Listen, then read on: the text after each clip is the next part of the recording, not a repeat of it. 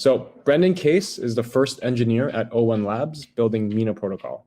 Before O1, he has worked as a software engineer for Highlight, which was acquired by Pinterest, Facebook, and Mozilla.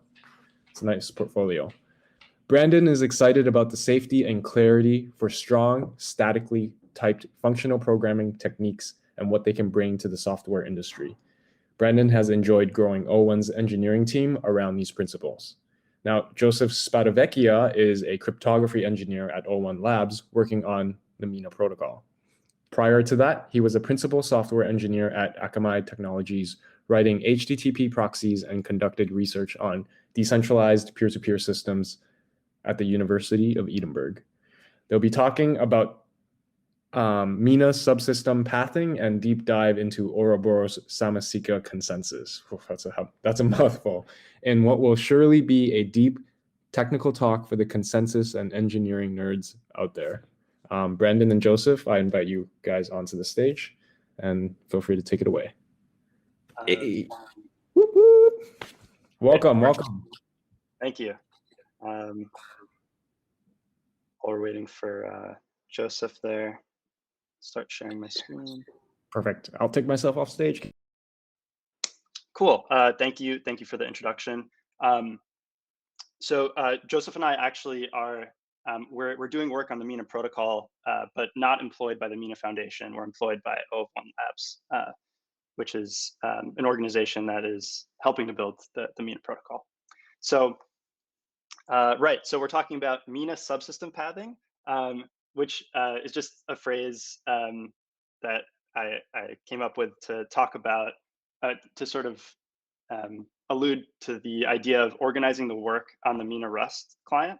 And then we're going to focus on one of these subsystems, like on one part of one of these subsystems around Ouroboros Samasika Consensus.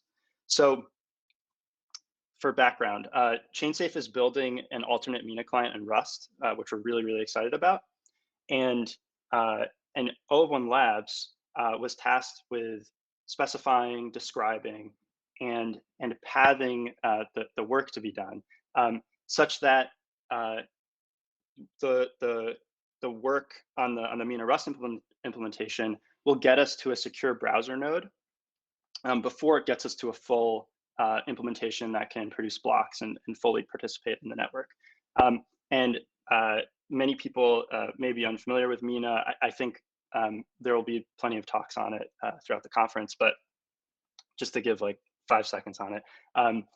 Mina protocol has the world's lightest blockchain. So in 22 kilobytes, we can succinctly represent the blockchain state in a way that is fully trusted. So you don't need to trust your peers. So basically this browser node can realize the full security of a typical node in a cryptocurrency network. But we don't actually need, we don't need all the state, we don't need all the typical resource requirements of a full node in other protocols. So this is something that doesn't have a formal implementation yet, and we want the Rust implementation to get there on the way to getting to the full implementation. And then secondly, we want to optimize this path of work such that the most stable parts of Mina are re-implemented first, because by stable I mean like the protocol is evolving. Mina is working on a smart contract layer, and we're refactoring our networking layer. So there's a lot of things changing, and we don't want to waste any time on the implementation side or the specification side doing something that's going to change. So so as part of this work, we're creating a specification, and we want to give you a sense of like just some of the interesting nuances that come up in this. So in this talk, I'm going to talk more about the subsystem pathing. So this is kind of like a higher level overview of Mina, the inner workings of Mina, I guess. And then Joseph is going to talk about just one piece of the of one of these subsystems which is part of Ouroboros Samasika. Okay, so subsystem pathing. I love that. I love that phrase. As a reminder, we want to get to a secure browser node, and we can just not think about things after that right now. And then we want to optimize for the most stable parts. Okay, so the way that I want to show this is to talk about how the OCaml Mina client works. This is the primary implementation. Mina's in mainnet, and there are plenty of people running these nodes. So if you're not familiar with Mina, maybe it wouldn't be easy to come up with this list, but bear with me. So, but I am. Okay, so the Mina node, it's a node in a peer-to-peer network, so it talks to other nodes with some sort of networking layer, right? And before messages get sent and after they're received, we have to serialize and deserialize those messages. What is one kind of message? Well, transactions in the network is one. Mina, the way that we can achieve this succinctness is by creating recursive zero-knowledge proofs. So there's a prover component that performs this proving action, and specifically there's an actor in the network responsible for proving transactions, and those are snark workers. And the other thing that nodes in the network create proofs for are blocks. And so there's a block production system that's attached to the prover that also compresses the blockchain using these zero-knowledge proofs. So a block producer can create a block. They can send it over the network. When it's received, the first thing we need to do is we need to verify that the block is valid. We need to make sure that the data is what we expect, and we need to verify the proof. And then once the block is a valid block, we need to decide, is it better than one that I've seen before, or where does it fit in the blockchain? And while Mina does have a succinct representation, it has probabilistic finality, the Mina protocol. So we can, throughout history, after like a bit of time, but the very most recent history, we have to store all the forks. And there's a data structure called the transition frontier, which is actually kind of a poor name these days, but this is what we call it in the code base, that stores this recent history. And at every point in this recent history, and at the point of finality, we have a ledger which has all of the accounts in the network. It's the account database basically, and there's some other state. And in order to move the state of the world from one state to the next, we apply transactions, and that sort of reifies the notion of the state transition in the system, and that sort of closes the loop. So this is one way to view the different things that the Mina client does at sort of a high level. And if we look at these subsystems and we want to work our way towards a browser node, we want to think about not using too many resources. So both on the time and space side of things. So we shouldn't produce blocks. That's very resource intensive, and you need a bit of extra state. So we can just remove that. We also don't need to behave as the snark worker actors on the network. We can rely on other nodes for doing that, so we can remove that. Now nothing's relying on the prover, so we can take that out. And it turns out the transition frontier, we really only need it in the current sense anyway, when you're producing blocks. So we can take that out as well.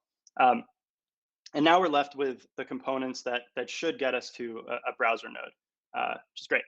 So Okay, so we have these components, and now we can think about which ones are very unstable. Like what is changing in Mina? Um, One thing, like I said, the Mina protocol and O1 Labs is doing a lot of work on this. Is adding a smart contract layer called Snaps, and in a sense, this is just programmable transactions. So of course, transactions are changing a lot. So this is probably the most unstable part. Um, Even when we ship an MVP, maybe it'll change in a hard fork after that. The networking layer also, I mentioned earlier, is undergoing a big change to improve performance in Mina. So that's not super stable in the sense of it shouldn't be implemented in its current form. The ledgers and the other state, this is mostly staying the same, but the account records themselves are changing with the new smart contracts. So this is, let's say, like 50-50. Block verification, again, like mostly the same. The actual snark under the hood is changing to support this general computation. But otherwise, the block headers and things are staying the same. Block selection is almost exactly the same. Consensus isn't changing at all. And then serialization as well as well, we're keeping it the same exact protocol. So this is literally not changing at all. And this ordering that I just showed is actually well, I guess we're done. It's optimized now. So I presented it in backwards order, but the recommendation for O1 Labs on how the work should be structured on the Mena Rust client is exactly this: that first work on serialization, then work on block selection. This is the consensus part. Then block verification. Afterwards, the ledgers and other state, the networking, and then finally transactions, transaction application, and all of the last loose ends to make something usable. So yeah, I hope this was a good way to get a tour of like Mina, get a sense of the work on the Rust client. And now I'm gonna hand it off to Joseph, who's gonna just give you a sense of within the block selection subsystem. There's the Ouroboros Samasika consensus mechanism, and Joseph is going to talk a little bit about that and about even within that one specific aspect that's super interesting to give you a sense of the kind of interesting problems that we're working on. So I will pass it off to Joseph. Thanks, Brendan. Just sharing my screen. Okay, right. So now I'm going to present some slides about Mina protocol's consensus algorithm, which we call Ouroboros Samasika. Okay, so just to outline the structure of this talk, I'll give you a quick overview of Mina consensus, its goals, and some of its contributions. Then we're going to dip into an interesting problem that illustrates kind of challenges that you run into when you try to take a consensus protocol and make it succinct. And then there'll be some concluding remarks and pointers to further information if you're interested. So what is Ouroboros Samasika? Well, as the name would suggest, it's an extension of Ouroboros to the succinct setting. And it's the first succinct consensus algorithm in the same way that Mina is the first succinct blockchain. This isn't my work. This is the work of many others. Some of the founders of O1 Labs and the Mina protocol, but many others too, developers. There's been a lot of contributions from a lot of different people that have gone into this. And what I will talk about today is, as Brandon alluded to, it's just a small piece of a small piece. But nevertheless, I feel like it's one of the most interesting parts of the consensus protocol that really makes it possible. So with that in mind, let's move forward. So the goals for Samasika are what you would expect. It's trying to be highly decentralized. Because it's based on Ouroboros, we're trying to obtain the security guarantees that Ouroboros provides and continue those. And we're trying to also avoid things like slashing, heuristics like that. And what Mina contributes really is, the main thing it contributes is succinctness. So Samasika is taking Ouroboros and extending it to the succinct setting. And what that means, just to kind of rephrase it in a different way, it means that nodes or peers can join the Mina network and they don't need to download the whole blockchain to get full node security. So we're able to offer a really high security guarantee without having to download 200 or 600 gigabytes and do all the verification. So you can just jump in and out of the blockchain easily, and you can just grab a zero knowledge proof and validate it in constant space and time and have full verification, which is a really great thing. Samasika itself actually kind of makes two contributions, not only succinctness, but it has done some things in the realm of self-bootstrap, which are pretty interesting. But for the purpose of this talk, we'll just focus on succinctness. Fun fact, Samasika comes from Sanskrit, meaning small or succinct. So it's a good name. And okay, so now we'll kind of talk about the problem. It's always good to have some sort of motivation. So when taking Ouroboros and extending to the succinct setting, this is an interesting problem that came up. It's challenging and has a neat solution. And it roots itself in the chain selection algorithm from Ouroboros, which requires us to go back in history. This is the so-called long-range fork chain selection rule. And in the next slides, I'll kind of remind us of what that is. But essentially, the thing that causes the problem is our goal. Our goal is to be succinct. And if we're going to be succinct, we don't want to have this history anchoring us down and costing us. So we want to kind of do the long-range fork rule, which needs to know something about history, but without having all the baggage of history. So let's talk about long forks and remind ourselves about the long-range rule for Ouroboros. So because Ouroboros is using Nakamoto consensus algorithm, there's some randomization, and you can view the blockchain, especially at the tip, as kind of like a randomized kind of branching structure. And if you follow the blocks back to the genesis block, to the root, it's kind of like a randomized DAG pointing backwards. And the important thing about chain selection, it's really the core of any consensus algorithm. It's the way that all the different autonomous peers agree on what is the current state of the system, what is the canonical chain. The thing that's really important about it is that they all agree in the same way. And in order to do that, there's a primitive, which is just called chain comparison, that has to happen the same way for every peer. And just to remind ourselves of what that is, let's just look at a simple example. You have two chains, a red chain A, a blue chain B. And if you follow these back in time, going back towards the genesis block, eventually you arrive at a fork point, the point at which these two chains diverged from a single chain due to randomization in the network. And the question that all the peers have to ask is, which chain is better? And they all have to answer in the same way. And Ouroboros Samasika has two different rules. It has a rule when the distance to the fork point is small, called the short range rule, which is quite trivial and isn't really much of a problem for us. It can be handled very easily. There's no challenging problem there. And a long range rule, which is the one that we'll discuss here. And for the long range rule, effectively, you just check what the length is, and if it's over some threshold, we apply that rule. And the long range fork rule says something fairly simple, and I'll try to give us some intuition about it. It just says, select the chain with the highest density of blocks in the critical window.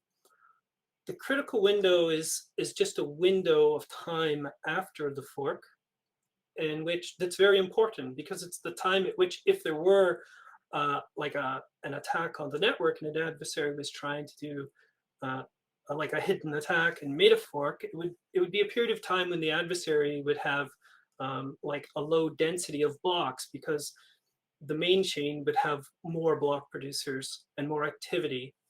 So in this window, the intuition is that the honest chain's density for the critical window is overwhelmingly likely to be higher.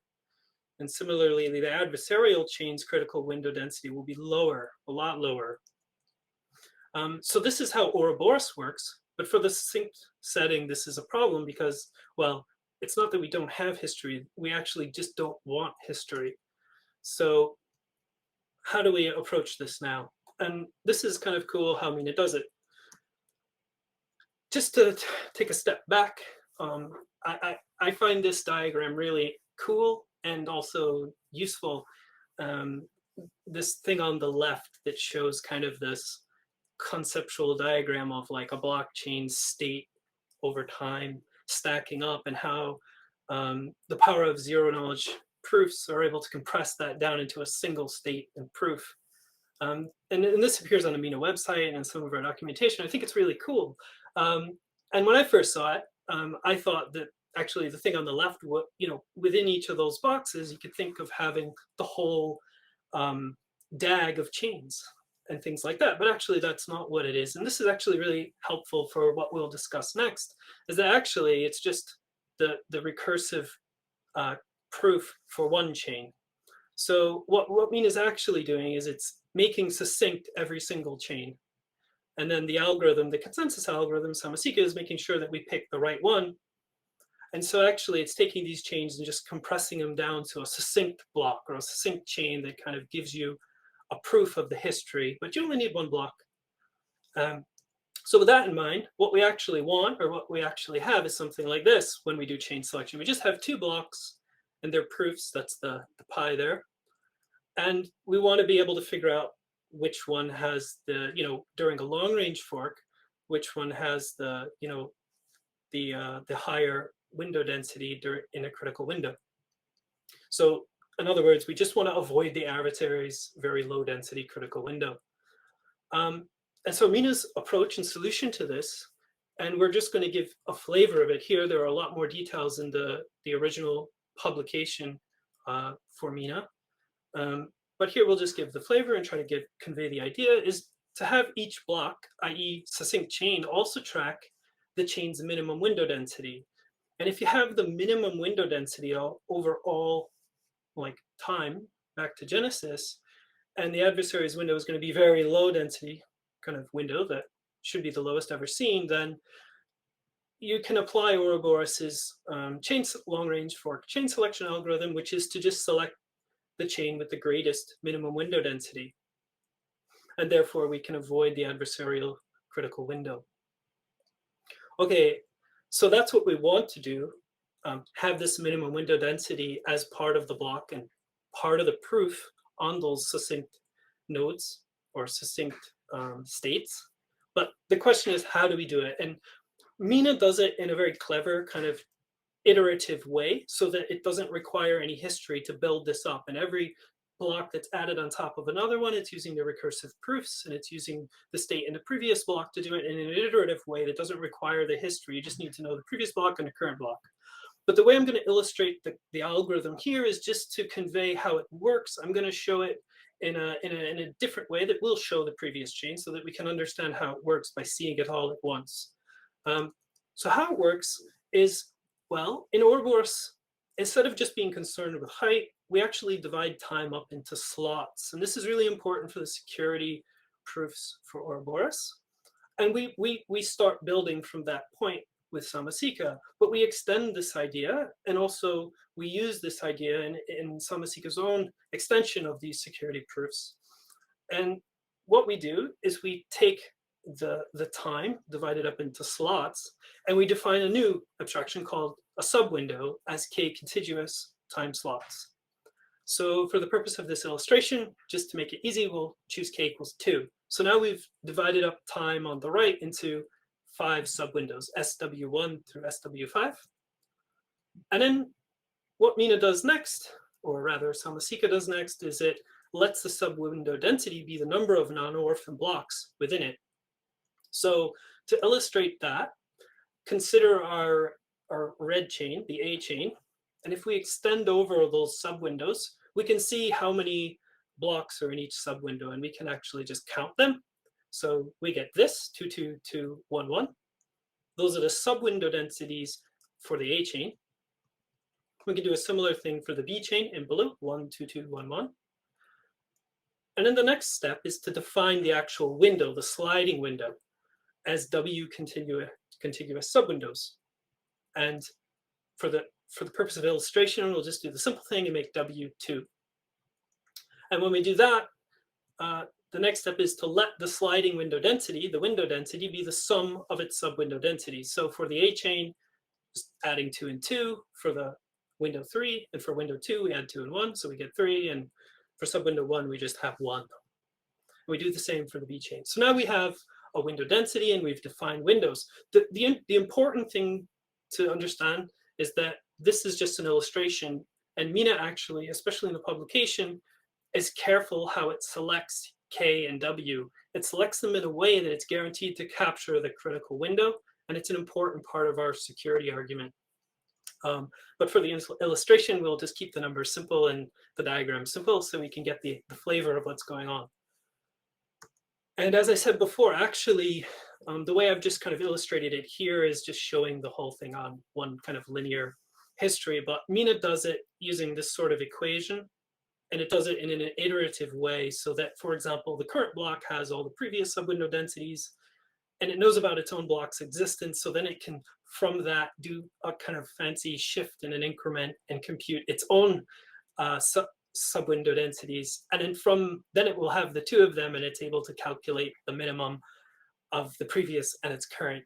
So this is just to say that things actually happen differently in the code, and in even more elegant kind of way. Okay, so what does each block need to store now? It stores the current sliding window for its chain. And this is just a vector of integers, so the subwindow densities. So for the red succinct chain, it's just 2, 2. And for the blue, it's 2, 1. And it needs to store the minimum sliding window density, which it can update every time a new block is produced. And this is the minimum density observed over all previous sliding windows. So here for the A and B chain, that's 3 and 4. And now each block has everything it needs to select the correct chain when Samasika encounters a long-range fork. And important thing to note here is that the sliding window is just a small list of densities. In fact, in Mina, it's just 11 32-bit integers. So therefore, the resulting structure itself is succinct. And it's a clever solution. And this simple algorithm and structure is able to capture all of that history, or what we needed from the history of an entire chain, which could be years long. Okay, so now to summarize. So yeah, Mina introduces Ouroboros Samasika, and it's the first succinct consensus algorithm. It builds upon Ouroboros, adds succinctness. It's fully decentralized and trustless. It has provable security. And a really cool part of the Samasika consensus algorithm, and perhaps one of the most central parts of it, is the minimum window density algorithm. And if you're interested to learn more, there's the original publication titled Coda, because Mina used to be called Coda. And that has, in addition to details about consensus algorithm, all sorts of details about the inductive proof system and the rest of Mina as a whole. And if you want further details about Samasika, you can have a look at the Mina consensus specification, which actually includes some algorithms that are significant that aren't included in the original description from the paper. And with that, I will close. Thank you for listening. Amazing. Thank you so much to the both of you for presenting on Ouroboros Samasika. I'm surprised myself that I can pronounce that. And also, I'm so happy I pronounced your last name right, Spadavecchia. We have a bunch of questions from the audience. So if I may, I will ask them to you guys. And first one, Jonathan Lorimer, 5 upvotes. Why was OCaml chosen for the initial implementation, specifically as opposed to other fully pure FP languages like Haskell? Yeah, I can take this. Yeah, so we chose OCaml. Actually, so fun piece of history. The initial prototype of Mina was written in JavaScript with flow typing. So for at least the engineers who were working on it, myself included, we didn't want to ship a layer 1 blockchain in JavaScript.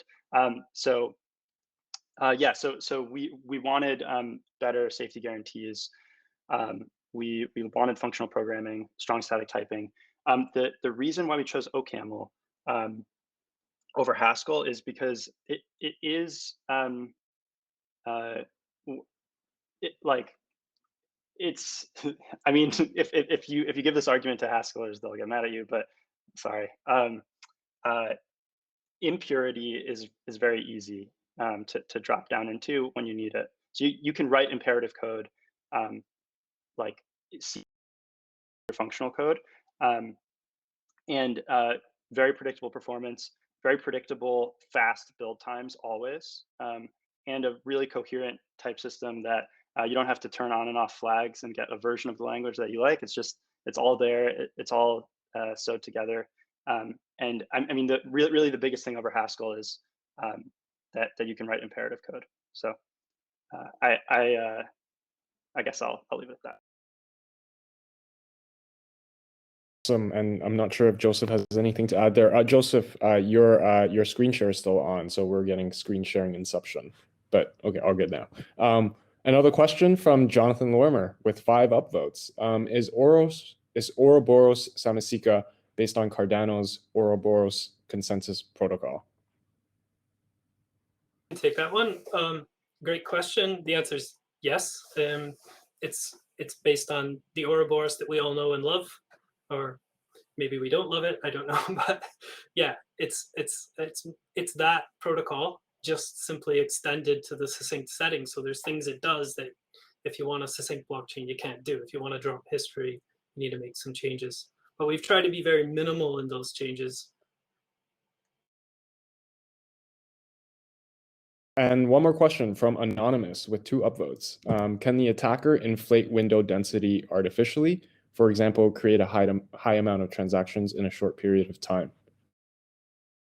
So that's a great question. That's something that when I was learning about Samasika, I asked myself over and over again as I poured over the protocol. The answer is no.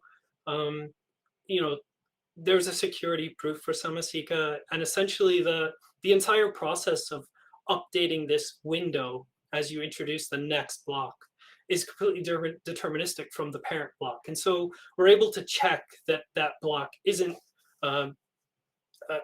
corrupt or doesn't kind of do something to corrupt the window densities, to lie about the densities in order to kind of thwart the blockchain. Not only that, but every single block that gets a proof done for the block will include checks on the window densities as part of that zero knowledge proof. So the answer is basically no, an attacker can't do that. And if you want more details, you can have a look at the publication. It'll go into more details. Awesome. Well, one more question, why not? From Anonymous with 1 upvote, presumably from himself or herself. Why was a variant of the Ouroboros protocol chosen as the consensus algorithm? I can take this one. Yeah, so when we were thinking about consensus algorithms, well, I guess another piece of fun history, the first implementation that just internally for testing was proof of work, just Nakamoto consensus. It's super easy to implement, but the team felt, myself included, that we didn't want to create another proof of work chain. There's a lot of downsides to that. So we had this goal, proof of stake, right? And one criteria that we had as we were working on Mina, as we were designing it, was like do as little new things as possible. Like we already had succinctness, and that caused a lot of parts of the protocol to be unique and new. And we wanted to take pieces that we knew were that were well designed. So we looked at existing proof of stake protocols at the time, Ouroboros was the one that had a formal specification. It wasn't encumbered by patents. It had these great properties around decentralization, and you know, we were impressed by the amount of like rigor that had gone into the creation and the specification and all the proofs about the protocol. So we use that as our starting point. And then of course, as Joseph talked about, and if you dig into the paper, you'll see we had to change it a bit for succinctness. But another great property of it is in our case, we don't need slashing or bonding or anything like that. So it's we just got a lot of nice properties out of it.